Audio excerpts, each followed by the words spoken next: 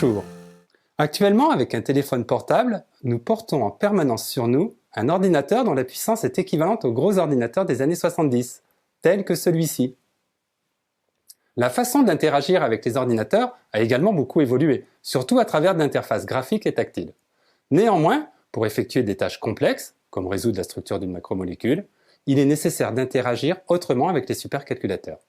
L'objectif de cette séquence est de vous faire comprendre d'où viennent ces ordinateurs et comment ils fonctionnent. Le terme informatique est la contraction de deux mots, information et automatique. Il a pour signification le traitement automatique des informations. Les informations sont représentées sous forme binaire, valeur 0 ou 1.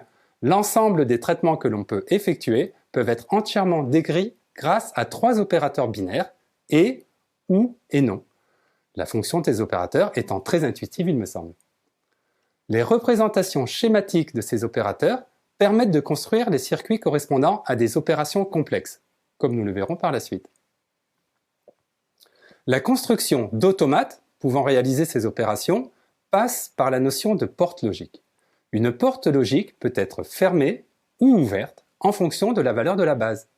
La représentation schématique d'une porte logique comprend trois branches, le collecteur, l'émetteur et la base.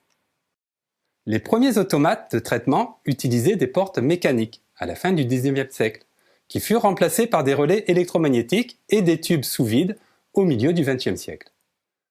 La mise en parallèle ou en série de deux portes logiques permet de réaliser les opérations non ou, NOR, et non et, NAND.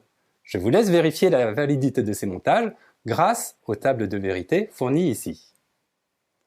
Il est facile de démontrer qu'un ordinateur peut être construit uniquement avec l'opérateur NOR ou avec l'opérateur NAND, les fonctions et, ou et non pouvant être codées par ces opérateurs. Il a d'ailleurs été démontré qu'un ordinateur basé sur des opérateurs NAND nécessitait moins de composants qu'un ordinateur basé sur des NOR. Comme je l'ai déjà mentionné, des fonctions complexes peuvent être construites avec des opérateurs logiques. Voici par exemple le schéma d'un circuit réalisant un additionneur 1 bit avec transfert de retenue. Vous comprendrez aisément qu'en reliant 8 circuits comme celui-ci, nous pouvons réaliser simplement une addition entière de deux nombres codés sur 8 bits. Une avancée importante dans le domaine de l'informatique a été l'utilisation de matériaux semi-conducteurs pour réaliser des transistors. Comme leur nom l'indique, les semi-conducteurs peuvent laisser passer ou non un courant en fonction de la charge de l'armature, de la base. Un transistor est donc bien une porte logique miniaturisée. L'histoire de l'informatique est basée sur les progrès technologiques réalisés ces dernières décennies. Le premier calculateur électronique, à usage général, a été mis au point par l'armée américaine en 1945. Il était construit à partir de tubes à vide. Avec 17 500 tubes, il pesait 30 tonnes et occupait une salle entière. L'arrivée des transistors a permis de réduire considérablement la taille et le poids des ordinateurs. Les premiers ordinateurs à base de transistors avaient des dimensions plus raisonnables, comme ici le Tradic, qui a été conçu pour pouvoir être embarqué à bord d'un avion. Une nouvelle étape a été franchie dans les années 70 avec l'apparition des premiers circuits imprimés. De tels circuits peuvent remplacer un grand nombre de transistors. Les niveaux d'intégration, c'est-à-dire le nombre de transistors imprimés dans un circuit, n'ont cessé d'augmenter. Les ordinateurs ont poursuivi leur réduction de taille et leur montée en puissance. Au milieu des années 70, la société Digital Equipment Corporation, DEC, commercialisait les ordinateurs de la série des PDP-11. Ces ordinateurs abordables ont fait leur apparition dans de nombreux laboratoires de recherche. Et finalement, les progrès de la miniaturisation ont permis la réalisation des premiers micro-ordinateurs de calcul, comme ce Microvax 2 de la société DEC, sur lequel le laboratoire faisait des calculs de résolution de structure quand j'ai commencé ma thèse en 1987.